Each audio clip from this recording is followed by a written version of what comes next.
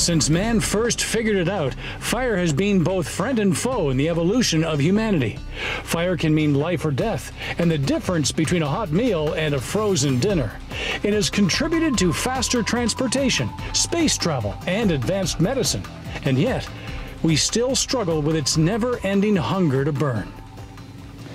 Hello and welcome to another edition of Max Magazine. And we're going to heat things up with today's episode all about fire, which is why we're here tonight at the Balgonie Fire Hall with Deputy Chief Doug Lapchuk. Hello, Hi, Doug. Brad. Good to meet you. Well, thanks a lot for letting us be here tonight. No problem. Thank you for coming out. You're a man with experience. You've got, you've been a firefighter for a while. Yeah, 30 plus years. Yeah. And I'm also the president of the Saskatchewan Volunteer Fire Association and a level 2 fire service instructor.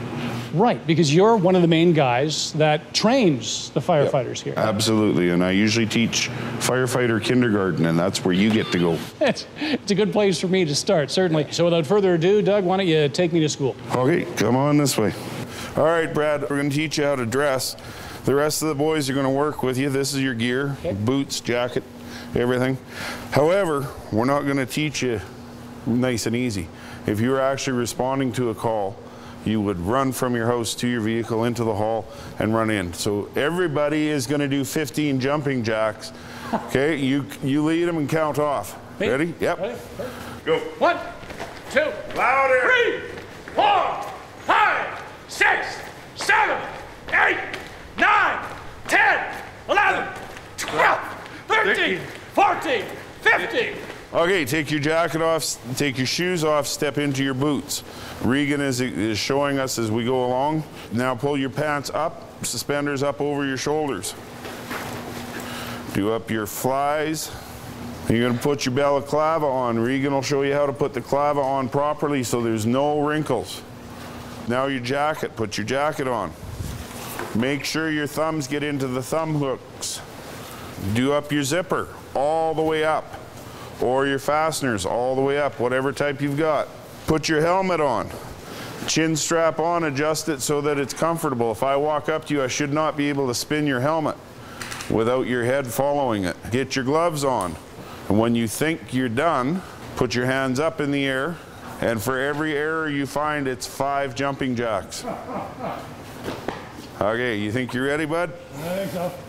All right. All right, there you got your collar all screwed up. You get a steam blast through there, and you'd be burnt. This, lay down, bring over. Now you're protected. So that's 5. Check the gloves. Yep, that's good. Check the helmet. Okay, so far only 5. Any other errors? Garth has 5. Garth has, oh! Okay, rookie and rookie. Give me 5 more. 1,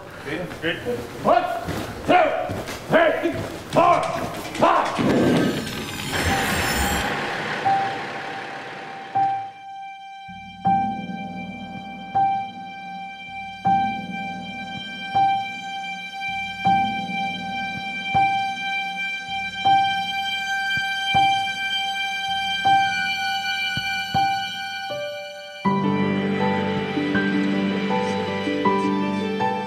My name is Dave Rumpel. I'm the Deputy Fire Chief. I've been with the department for 33 years. The fire department has been in existence since when the city first settled, and they had a volunteer department, bucket brigade, just like every other small community. And in 1909, they became a full-time department.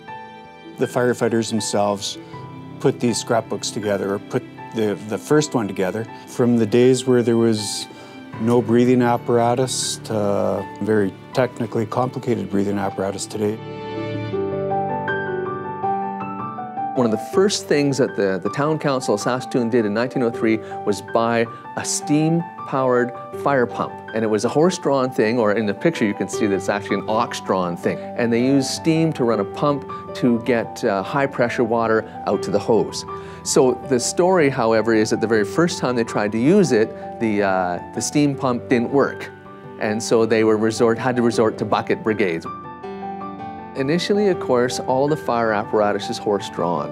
And there's a great shot here of the interior of Fire Hall number 1. And in the front, you can see a brand spanking new motorized fire apparatus. And you'll notice that it's hand cranked. So if you wanted to get that puppy started, someone had to stand in the front and crank it over. And if you weren't careful, the crank would snap back on you. And there was at least one incident where a fireman had his arm rather severely broken by the crank snapping back. Right in behind, you can see there is a horse harness, and it was hung from the roof on a pulley, and they would back the horse in underneath it, and then they would crank it down and drop it on the back of the horse, tie it in, and meanwhile somebody else is hooking up the fire engine on the back of the horses, and off they go out the door and down to the fire.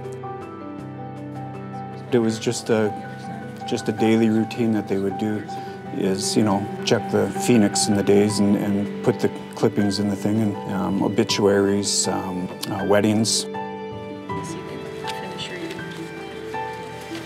And back in 1909, they lived in the fire stations. They didn't get to go home at nights. That was their life. They worked 24 hours around the clock. They got 1 day off in 7, I believe. Sometimes they were allowed to go home on Sundays. So I think it's just a lifestyle with firefighters, and there's a real brotherhood. We've got a couple of pictures here. One of them shows the J.I. Case warehouse fire. It was minus 35 or 40 Fahrenheit, so it's quite cold. And you can see in the picture the firemen are covered in frost. One of the firemen, Captain McGinnis, froze his feet so badly that he had to be hospitalized, and while in hospital he succumbed to heart failure. You can see there's his coffin in the back of the fire truck on the way to the cemetery. The biggest fire in Saskatoon's history, of course, was the Barrie Hotel fire, and that was on December 8, 1946. 11 people were killed in the fire, another 8 people were injured. And the ironic thing, of course, is that the Barrie Hotel, when it was built in 1912, was advertised as being fireproof. As it turns out, only the shell was fireproof. The interior was quite not fireproof. It was a disastrous fire. I mean, the interior was totally gutted. All these people were killed, quite a number of people injured. They rebuilt the Barrie Hotel, and when they did rebuild it, it really was fireproof. I think it's just a natural tendency, a human tendency to want to record what you've done. History is more significant to some than others, but I think that's just a natural thing that humans do, is want to collect and record their accomplishments. They're a very valued piece of history to the department.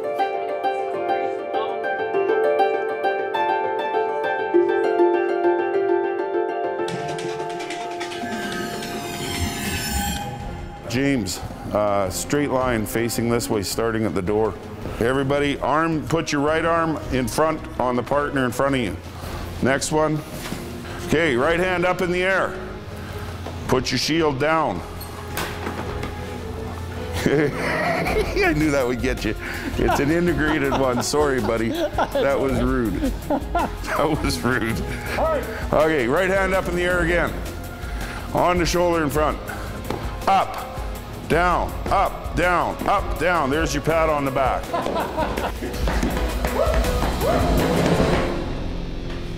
Good job, bud.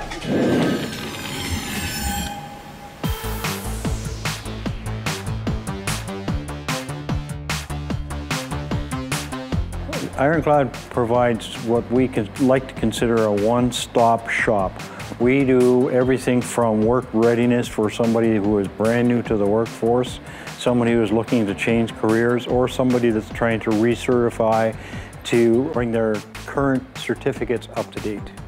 We provide a fire awareness course, and we also provide services such as fire suppression, where you can come and either have live fire or the simulated fire, where you can do that and weather conditions are restricting your ability to be able to train. See the fluid dripping out of the bottom there? Okay, so now they'll light it up, and he's gonna come back, he's gonna light the top one too. Now, if you chase this fire, if you sweep across the bottom there and put the bottom out, and then you go up here and you chase it up here, it'll continue to burn, because it'll continue to drip down, right? The only way to put this fire out is to sweep the bottom of it, and what'll happen is the powder that's in that will go up and it'll come up through here and it'll put this fire out in the top of the cabinet itself. Fire suppression is something that somebody that works for, let's say for example in the oil patch, they need to be able to extinguish a fire because of the hazardous products that they're working with, including H2S and oil products. They need to be able to put the fire out if one occurs. Products such as H2S are very flammable and it can ignite, self-ignite with the right temperature and conditions. Any fire that you encounter, you only have a very limited, short period of time to be able to put it out before it gets out of control. This is activated. Now you can go and use this just like a real extinguisher. Okay? You squeeze the handle and then sweep at the base of the fire, sweep back and forth. Hard and fast. Sweep, sweep, sweep, sweep, sweep, sweep. Sweep, sweep, sweep, sweep. Keep sweeping. No, keep sweeping. It's gonna fire, it's gonna light again. You only have 14 seconds. A 20-pound fire extinguisher will only give you about 12 to 14 seconds to be able to try to put that fire out. And what we train people to do is try to, if you can, without putting yourself in danger, put the fire out. If they cannot, at that point, put the fire out, get the professionals. Not as easy as it looks. And this simulates the real fire. You got it. Good for you. Our courses are designed to ensure that when you go onto the job site that you have an acceptable level of training that meets the occupational health and safety standards. There is a great deal of satisfaction that comes from seeing somebody come in the door not knowing anything, learning what they need to do to protect themselves, because that's what we do, we focus on, protect yourself, and then seeing them go out the door and go directly to work. Okay, so Brad, the next thing that you're going to learn is how to put on an SCBA. To put on the air tanks, you're going to bend over, you're going to grab the handles, you're going to come up over your head and let the straps drop, and then you're going to lower the tank onto your back. So as a group, you guys bend down, grab your tanks, pick them up over your head, okay, and then there you go. Now, you've got a waist strap that you're going to want to do up. Okay, so you do that up. Okay, so now you can put your hand back, you feel that strap. There'll be a meat on that side. Pull it in and jump. Okay, now do the same on your shoulders. You'll find a strap. Your little, there you go. Perfect. Comfortable? Feel like you could walk, like it's placed well, the weight is good? Perfect. Okay, good. So now you're going to put your mask on. Pull the mesh over your head. Get her laid down and then pull your straps to tighten it. Right now we've got paper in the mask because normally when we're doing this we'd use a smoke to smoke out the room so that the visibility is more like in a real fire. By using wax paper it obscures his vision to the point that it's pretty similar to being in a fire. Now your helmet should be directly to your right. Put your helmet on. Yep, remember to feel. Everything now you're going to have to do by feel because you have no visibility. There you go. Check for a seal. Put your hand over the end of your mask. Plug it. Suck in. If your mask moves in, you got a good seal. Okay, now we're going to turn your tank on.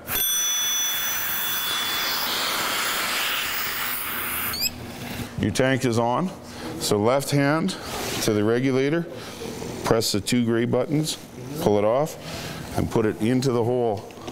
And the straight push in.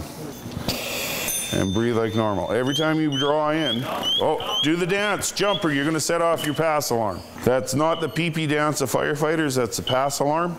You'll see them moving all the time because if you don't move, the alarm goes off. So now you'd be ready to enter. You'd have a set of irons, you'd have a hose, and you'd go.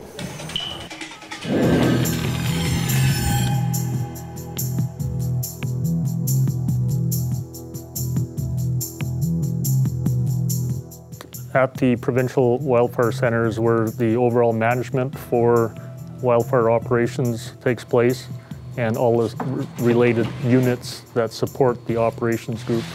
I guess, for example, I work in education and prevention with a goal to reduce the number of human-caused wildfires. Important to note that probably 70% of our human-caused fires occur in the spring of the year. That's when the grass is dry. Once green up occurs, most of our fires are lightning-caused. The Crutwell fire, which occurred in 2002, it was actually a series of lightning fires. We had a cold front come through, and the crews had 5 lightning fires to deal with and burnt a big area just to the west of Prince Albert. This screen is where they not only view but control what's going on. We have here a display of all the cameras that we have functional at this point in time. This is imagery, historical imagery from the tower that we have at England Lake, showing some of the smokes that we saw through the summer.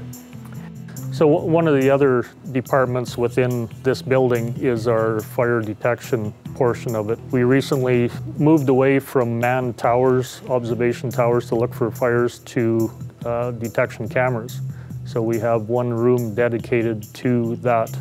It takes you about 2 minutes to look at each camera. We get fresh imagery every 5 minutes from every view. So it takes you, each person can monitor about 10 cameras at a time. So it's a fully integrated system, and that allows us to then locate a possible smoke and alert the closest base to respond appropriately. We have air tanker bases here in Prince Albert, in Meadow Lake, in L'Orange, and we use ones at Baker's Narrows just inside Manitoba. Yeah, the fire would have started just to our right. The Nisbet fire was relatively small, but it was in a high value area, right on the edge, north edge of Prince Albert, and lots of cabins, part of the subdivisions surrounding Prince Albert right there. And as you can see, the fire came very close to the commercial egg farm. That's where our air tankers would have been dropping right along the edge of the fire here to make sure the fire didn't burn into it. We have air tankers that, 2 categories. One that drops retardant that are land-based, so they have to land at the airport, get pumped full of that red retardant that most people have seen, and they have to go back to the base to fill up. Whereas further north, we use a lot of what we call our CL215s, and they can literally scoop water from lakes and drop. So in a lot of our fires where lots of lakes in the north, they can have literally like 1 minute turnarounds where they drop, they hit the lake, fill up, and they're dropping again. We actually had a fire this year in 2014 at the community of Stanley Mission, and full crown fire, so that's the fire burning from treetop to treetop, very difficult to control, and it burnt right into the edge of the community where it hit a fuel break. So that's an area that we had thinned out so that there's basically not enough fuel there to sustain a crown fire. For us, fuel is anything that'll burn, so that's forest vegetation, it's grass. So fuel management for us is typically going out and either doing prescribed burn if it's a grass area, and by reducing it, you reduce the intensity of a fire and the rate of spread. In Saskatchewan, the boreal forest is a fire-dependent forest, and it's not a matter of if, it's when there's going to be a wildfire, so it's in your best interest to be prepared for it.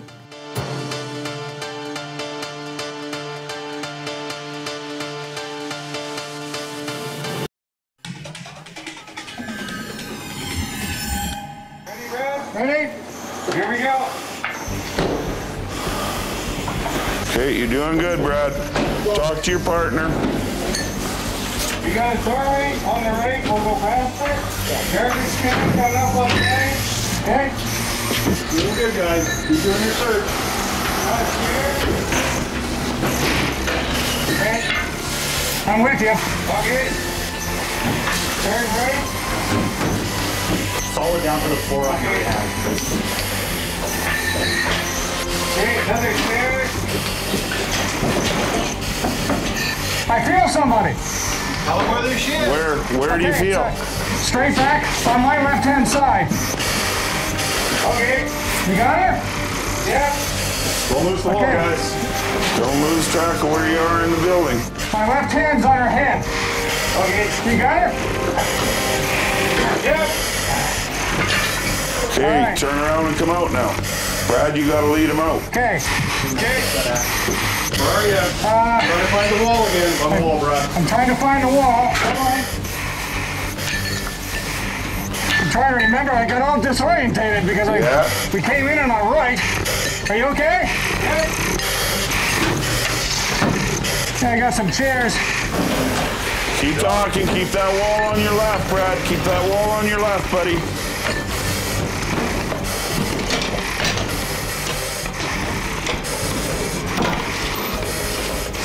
Brad. 6 feet. You were there? Yeah. Okay, that's good, guys. That's good. Okay, Brad. Yeah. Stay right there. Okay. Just sit back. I'm going to help you up now, all right? Okay. Just stand as soon as possible. Yeah. All righty. How are you doing? Good. Hey! We're out! Woo! Good job, guys. Nice. Good job. It's wild because you can't see anything. I can't even imagine what it'd be like with the smoke and the fire and the noise and the chaos. Yeah, and it is chaos. Wow. And you have to remember, when we're doing a search like this, even though you're a volunteer, you voluntarily have risked your life to go in. Yeah. And if something gets sideways, you're not coming out. You know, I mean, it's a sobering thought, but that's why we train. Oh, what a fantastic training session too, though. I mean, it's... And this is just like a tip of the iceberg. we never even think about what it is that you have to literally go through. So just a whole lot more respect tonight for what you guys do. Appreciate it. Yeah.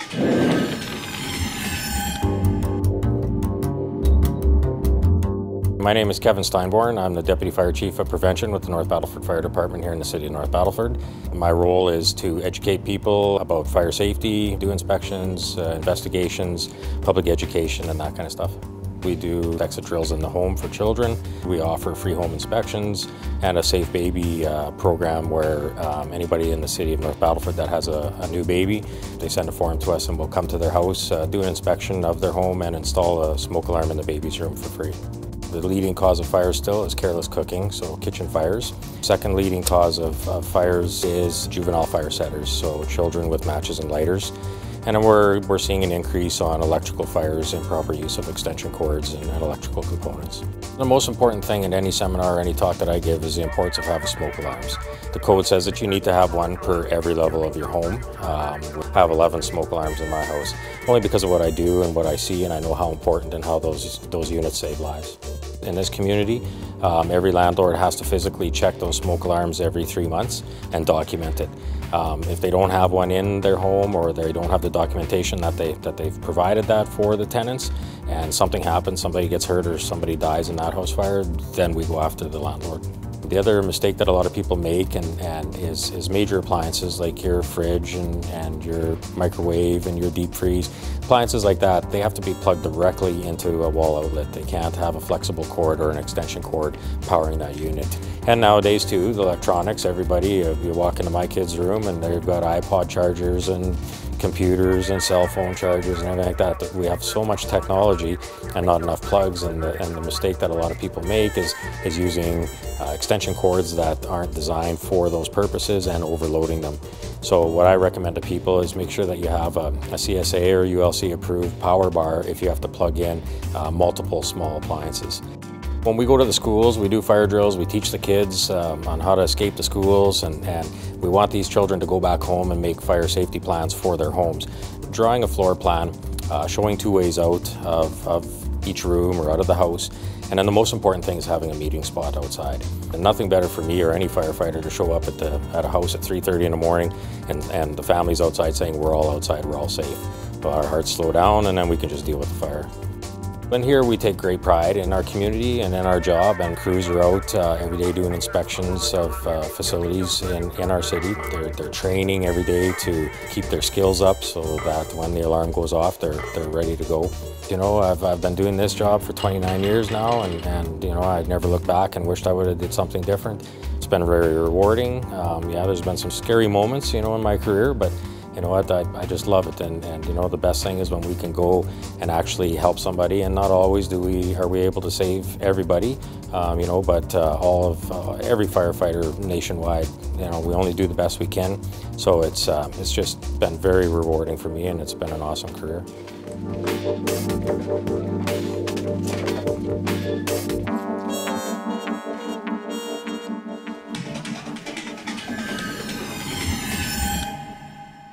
So Doug, this beautiful piece of machinery that looks like you need a pilot's license to operate it is the Balgonie fire truck. Yeah. A lot going on here. Yeah, this is our primary response truck. It's a 300 horsepower, carries 1,000 gallons, has a Hale 2250 pump on it with a turret on the top, which I don't know if you can see from here, right, but we can throw the whole tank in about 38 seconds. Are you interested in getting in the cab and have a look from the driver's seat and that? God, you'd never ask. Perfect. Holy Doug, that's a big step up. Yep, she's a big truck. Oh, this is a thing of beauty. My first time in a fire truck, Doug. There you go. Are there lights we can play with? Oh, absolutely. We'll turn on all the warning lights. I got to tell you, this was an education. You've got an incredible team here. You've done such a great job. Real family, real sense of family. So well trained. So much respect for what you guys do on a daily basis. Appreciate it. Thank you. Yeah. Well, no, thank you very much for allowing us to be here, and to all of our viewers out there, thank you for joining us on another fiery episode of Max Magazine. Until next time.